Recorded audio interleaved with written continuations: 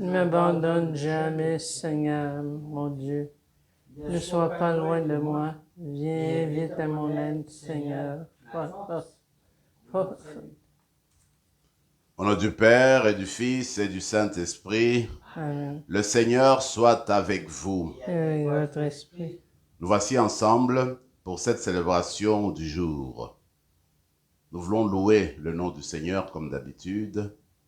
Et nous n'oublions pas que nous sommes en train de parcourir le mois de novembre, le mois de défunt.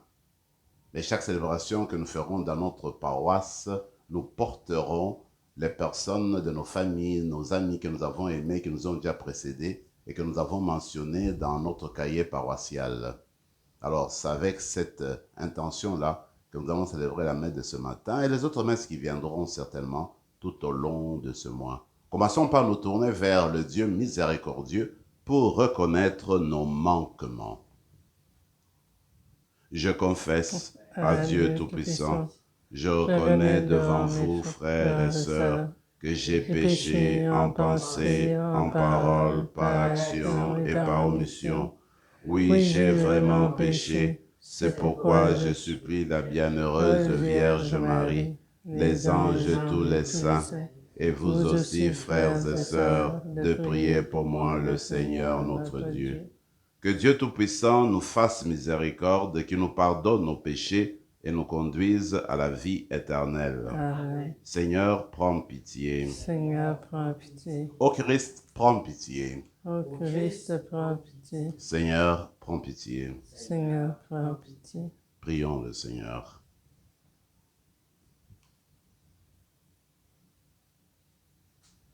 Dieu de puissance et de miséricorde, c'est ta grâce qui donne à tes fidèles de pouvoir dignement te servir. Nous t'en prions. Accorde-nous de courir sans que rien nous arrête vers le bien que tu promets. Par Jésus-Christ, ton Fils, notre Seigneur, qui vit et règne avec toi dans l'unité du Saint-Esprit, Dieu, pour les siècles des siècles. Amen.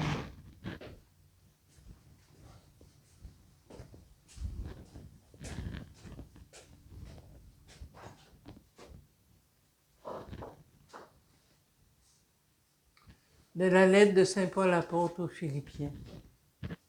Frères, c'est nous qui sommes les vrais circoncis, nous qui rendons notre culte par l'Esprit de Dieu, nous qui mettons notre fierté dans le Christ Jésus et qui ne plaçons pas notre confiance dans ce qui est charnel.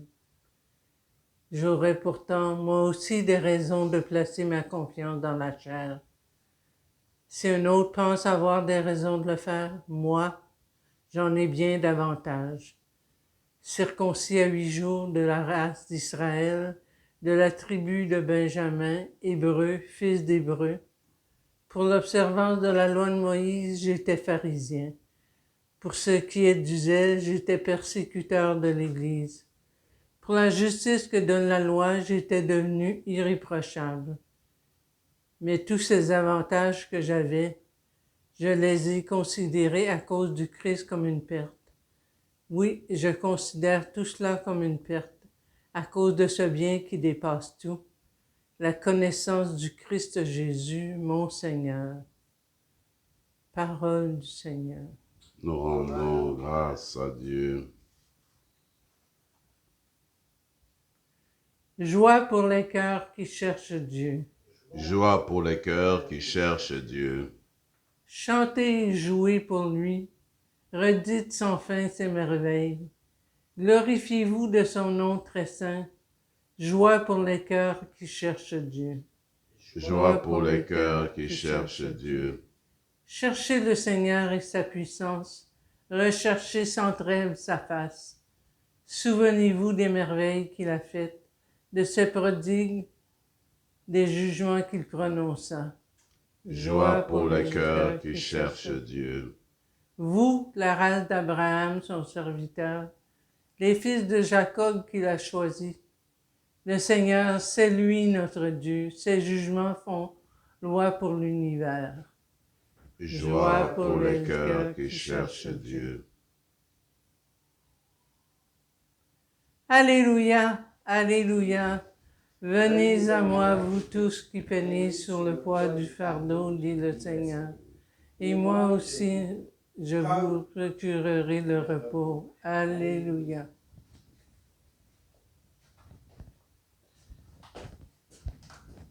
Le Seigneur soit avec vous. Et avec Et votre votre esprit. esprit. Évangile de Jésus-Christ selon saint Luc. Gloire À toi, Seigneur. En ce temps-là, des publicains et les pécheurs venaient tous à Jésus pour l'écouter. Les pharisiens et les scribes récriminaient contre lui. Cet homme fait bon accueil aux pécheurs et il mange avec eux. Alors Jésus leur dit cette parabole. Si l'un de vous a 100 brebis et qu'il en perd une, n'abandonne-t-il pas les 99 autres dans les déserts pour aller chercher celle qui est perdue jusqu'à ce qu'il la retrouve? Quand il l'a retrouvée, il la prend sur ses épaules tout joyeux et de retour chez lui, il rassemble ses amis et ses voisins pour leur dire « Réjouissez-vous avec moi, car j'ai retrouvé ma brebis, celle qui était perdue. » Je vous le dis, c'est ainsi qu'il y aura de la joie dans le ciel pour un seul pécheur qui se convertit, plus que pour les 99 justes qui n'ont pas besoin de conversion. Ou encore, si une femme a 10 pièces d'argent et qu'elle en perd une, ne va-t-elle pas allumer une lampe, balayer la maison et chercher avec soin jusqu'à ce qu'elle la retrouve? Quand elle l'a retrouvée, elle rassemble ses amis et ses voisines pour leur dire « Réjouissez-vous avec moi, car j'ai retrouvé la pièce d'argent que j'avais perdue. » Ainsi, je vous le dis, il y a de la joie devant les anges de Dieu pour un seul pécheur qui se convertit.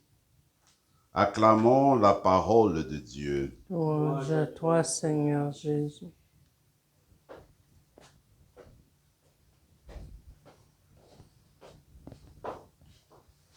La première lecture est tirée de l'épître de Paul aux Philippiens. Une belle épître. Et voilà que dans cet extrait, Paul exprime sa foi très attachante au Christ Jésus. J'aime beaucoup comment il procède parce que avant ce texte, il aura discuté des circoncis et des incirconcis. Parce que tout le monde à cette époque-là, surtout la grande majorité des chrétiens qui venaient de souches juives, affirmait et alléguait qu'il fallait coûte que coûte suivre la loi de Moïse pour être sauvé, même si, n'est-ce pas, on avait accueilli Jésus-Christ. Alors Paul va essayer de montrer qu'en fait, être circoncis, c'est s'attacher aux choses de la chair. C'est s'attacher à des choses éphémères, des choses qui passent, qui n'ont pas de lendemain. Par contre, la vraie circoncision est le baptême et l'attachement à Jésus-Christ. Alors il leur dit, écoute, ces personnes-là qui ont été circoncis et puis qui suivent la loi de Moïse, ils se vantent de plusieurs choses. D'ailleurs, s'il faut se vanter, moi, Paul, je dois être le premier à me vanter. Pourquoi? Parce que dans le judaïsme, j'avais pratiquement le premier rang. J'étais pharisien. Et les pharisiens, je suivais la loi strictement, la loi de Moïse. Et puis, j'avais la fougue de la foi. Je suis même parvenu à persécuter l'église de Dieu. Et dans mon attachement au judaïsme, je suis né juif, j'ai grandi comme tel, et puis je suis de la tribu de Benjamin. Alors j'ai tout ce qu'il faut pour me vanter, mais aujourd'hui, avec ma foi en Jésus-Christ, tout ce que j'ai vécu dans le passé, c'est devenu vraiment comme des balayures, des choses qui n'ont plus de raison d'être, des choses qui ne comptent plus. Quand je le compare avec ma connaissance en Jésus-Christ, il dit, en fait, la plus belle chose à acquérir, à avoir dans la vie, c'est la connaissance de notre Seigneur Jésus-Christ. Mais c'est extraordinaire. On sait que Paul n'a pas vécu avec le 12, n'a pas vécu vraiment avec Jésus-Christ. Regardez comment il exprime sa foi en cette personne-là. Il me semble que c'est la foi de tout chrétien, de toute chrétienne. Savoir qu'en fait, nous, le sens de notre vie est enraciné, le sens de notre vie, en fait, est approfondi va tout droit être ancré en Jésus-Christ. Sans Jésus-Christ, nous ne pouvons pas nous définir. C'est lui, en fait, qui fonde notre vie et qui donne sens à notre vie. Je n'oublierai jamais cette prédication de ce prêtre jésuite là quand j'étais enfant, lui qui disait, quand tu as rencontré Jésus-Christ, tu l'as connu vraiment, tu ne peux jamais l'abandonner. Et je crois que Paul, en fait, il a été saisi par la foi du Christ, comme lui-même le dit, et il demande de le saisir aussi. Il me semble que vous et moi, en écoutant Paul aujourd'hui, demandons cette grâce-là de redécouvrir Jésus-Christ continuellement tout au long de notre existence, tout au long de notre vie, et de savoir qu'en fait, notre vie n'a de sens qu'en Jésus-Christ. Tout ce que nous faisons, tout ce que nous désirons, c'est refléter son image, parce que lui-même est l'image du Dieu vivant. Lui-même est l'image de l'amour qui est le Père. Alors, notre vie, en fait, eh bien, cela nous rappelle, avec notre baptême, nous avons été insérés, incorporés au Christ.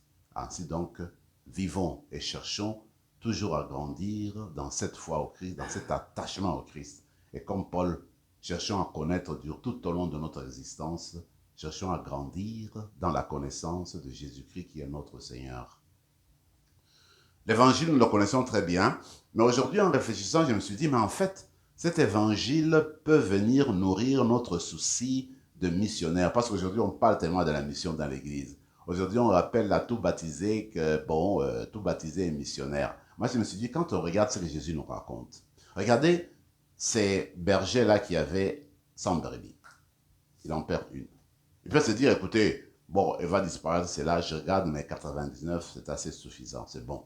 Mais non, il laisse de côté les 99, il va à la recherche de celle qui est perdue. Mais en fait, le souci du berger, qui est le souci de Dieu, c'est la totalité. Ce sont ses brebis. Il en a perdu. Mais non, je ne vais pas perdre ma brebis. Elle m'appartient, elle est la mienne. Je lui veux le bonheur. Je fais tout. Je vais courir par tout le chemin, aller dans toutes les montagnes, toutes les collines du monde pour retrouver ma brebis. Parce que je veux que ma brebis ait le bonheur.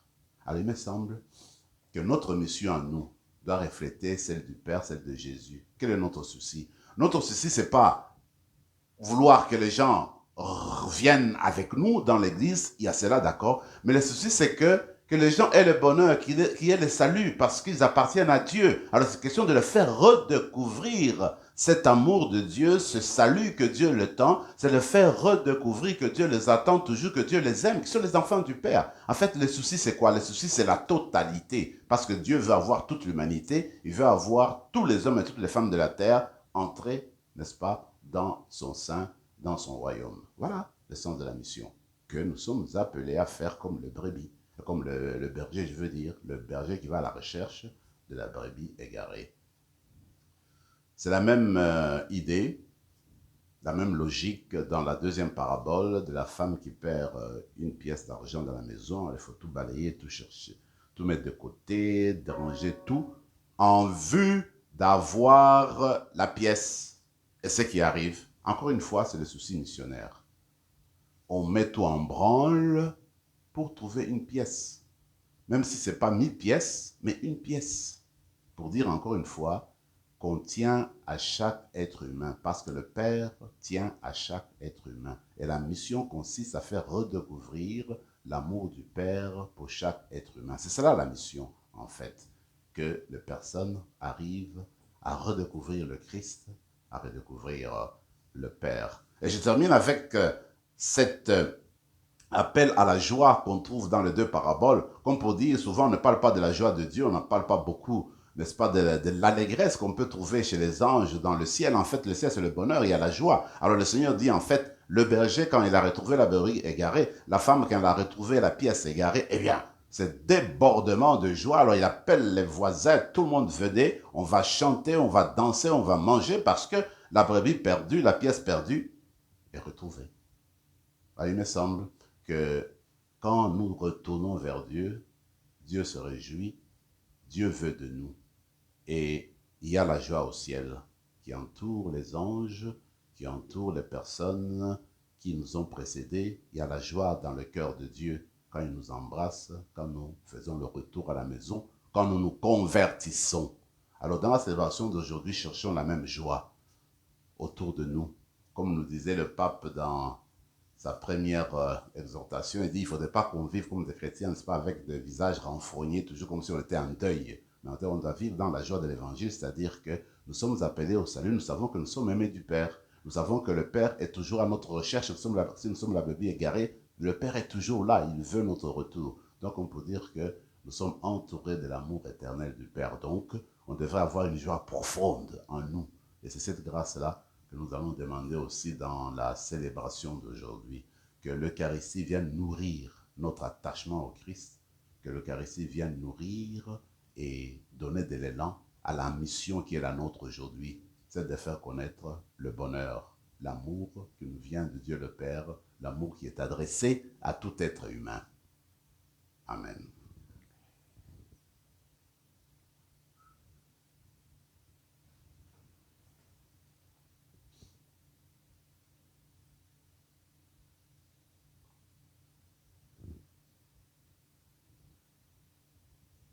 Tu es béni, Seigneur, Dieu de l'univers, toi qui nous donnes ce pain, fruit de la terre et du travail des hommes et des femmes. Nous te le présentons, il deviendra le pain de la vie. Béni soit Dieu maintenant et toujours.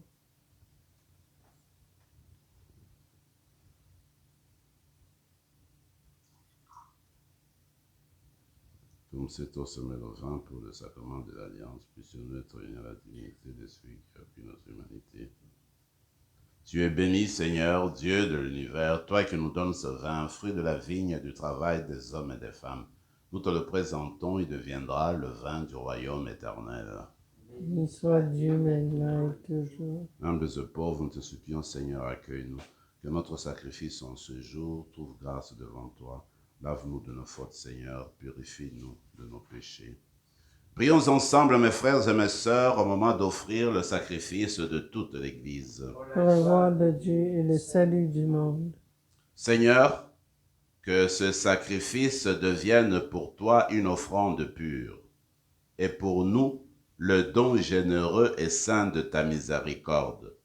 Par le Christ, notre Seigneur. Amen. Le Seigneur soit avec vous. Et avec votre esprit. Élevons notre cœur. Le tournons vers le Seigneur. Rendons grâce au Seigneur notre Dieu. Cela est juste et bon. Vraiment, il est juste et bon, pour ta gloire et notre salut, de t'offrir notre action de grâce toujours et en tout lieu. Seigneur, Père très saint, Dieu éternel et tout-puissant. Dans ta bonté, tu as créé l'être humain. Et comme il avait mérité la condamnation, tu l'as racheté dans ta miséricorde par le Christ notre Seigneur. Par lui, les anges célèbrent ta grandeur, et les esprits bienheureux adorent ta gloire. Par lui, s'inclinent devant toi les puissances d'en haut, et tressaillent d'une même allégresse les innombrables créatures des cieux. À leur hymne de louange, laisse-nous joindre nos voix pour chanter et proclamer. Saint, Saint, Saint, le Seigneur, Dieu de l'univers, le ciel et la terre sont remplis de ta gloire. Hosanna au plus haut des cieux. Béni soit celui qui vient au nom du Seigneur. Hosanna au plus haut des cieux. Toi qui es vraiment saint, toi qui es la source de toute sainteté, Seigneur, nous te prions. Sanctifie ces offrandes en répandant sur elles ton esprit, qu'elles deviennent pour nous le corps et le sang de Jésus, le Christ notre Seigneur. Au moment d'être livré et d'entrer librement dans sa passion, il prit le pain, il rendit grâce, il le rompit et le donna à ses disciples en disant « Prenez et mangez-en tous, ceci est mon corps livré pour vous. »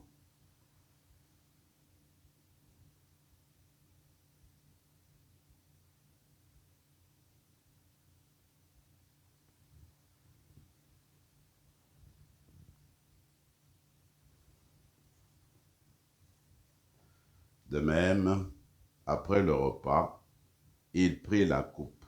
De nouveau, il rendit grâce et la donna à ses disciples en disant « Prenez et buvez-en tous, car ceci est la coupe de mon sang, le sang de l'alliance nouvelle et éternelle, qui sera versé pour vous et pour la multitude en rémission des péchés. Vous ferez cela en mémoire de moi.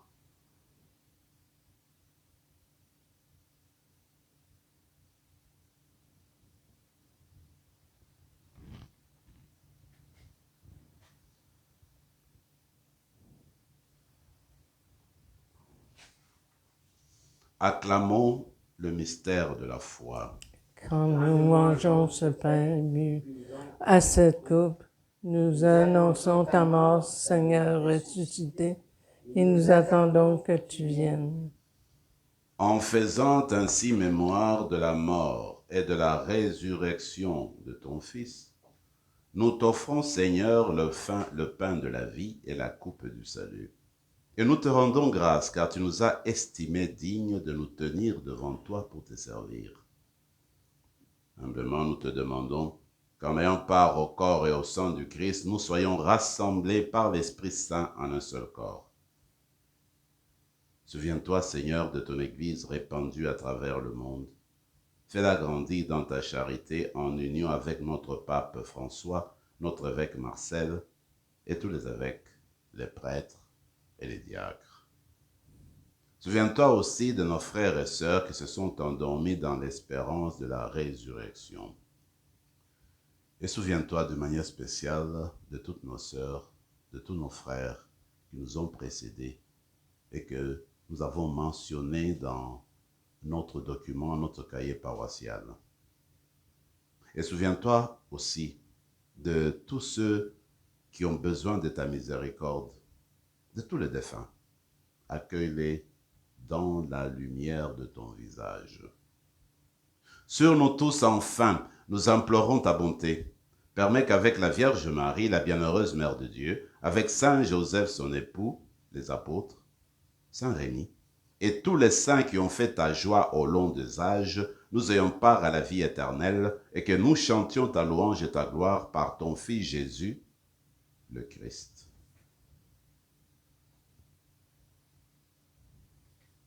Par lui, avec lui et en lui, à toi, Dieu le Père Tout-Puissant, dans l'unité du Saint-Esprit, tout honneur et toute gloire pour les siècles des siècles. Amen.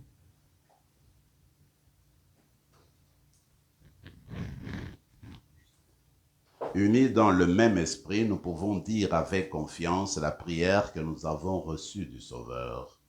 Notre Père qui es aux cieux, que ton nom soit sanctifié, que ton règne vienne, que ta volonté soit faite sur la terre comme au ciel.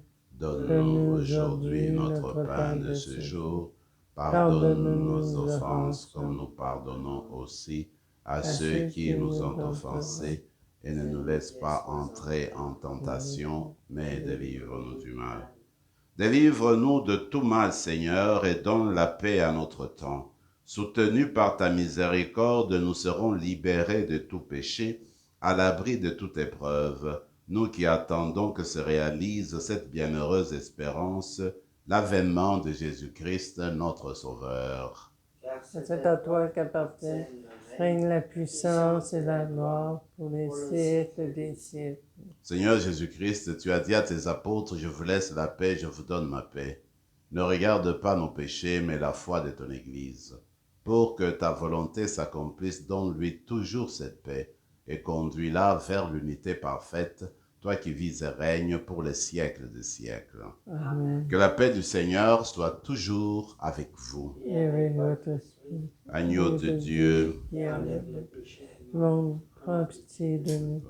Agneau de Dieu qui enlève le péché du monde, prends pitié de nous. Agneau de Dieu qui enlève le péché du monde, donne-nous la paix. Seigneur Jésus-Christ, que cette communion à ton corps et à ton sang n'entraîne pour nous ni jugement ni condamnation, mais que par ta bonté soutienne notre esprit et notre corps et nous donne la guérison.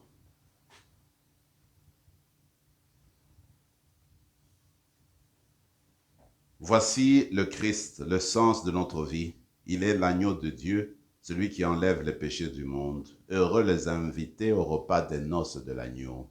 Seigneur, je ne suis pas digne de te recevoir, mais dis seulement une parole et je serai. Que le corps et le sang du Christ nous gardent pour la vie éternelle. Oui.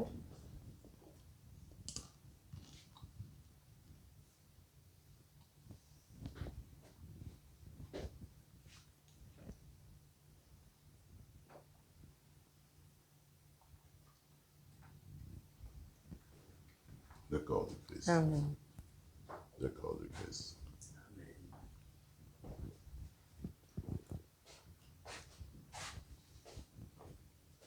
Prenons quelques moments de silence et de prière dans nos cœurs.